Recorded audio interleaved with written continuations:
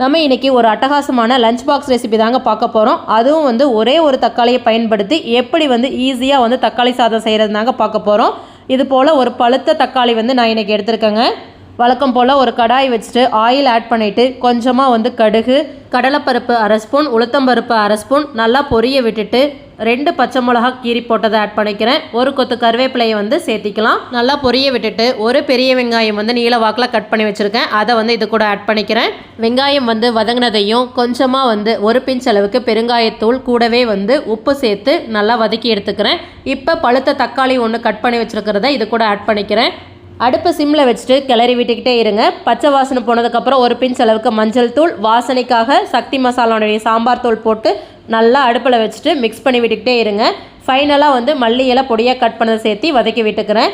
இப்போ சாதம் வந்து ஆல்ரெடி எடுத்து ஆற வச்சுருக்கேன். அந்த சாதத்தை வந்து இது கூட ஆட் பண்ணிக்கலாம். இந்த லஞ்ச் பாக்ஸ் ரெசிபி பார்த்தீங்கன்னா குட்டி குழந்தைங்களுக்கு 2 பேர்த்துக்கு வந்து ஆகிற மாதிரி தாங்க சாதம் ஆட் பண்ணியிருக்கேன். ஃபைனலாக மிக்ஸ் பண்ணதுக்கப்புறம் பாருங்கள், ஒரு கலர்ஃபுல்லான தக்காளி சாதம் வந்து கொஞ்ச நேரத்துலேயே ரெடி ஆயிருச்சு. கண்டிப்பாக இந்த ரெசிபியை உங்கள் வீட்லேயும் ட்ரை பண்ணி பாருங்கள். இந்த வீடியோ பிடிச்சிருந்தனா லைக் பண்ணுங்கள், ஷேர் பண்ணுங்கள், கமெண்ட் பண்ணுங்கள். தேங்க்யூ.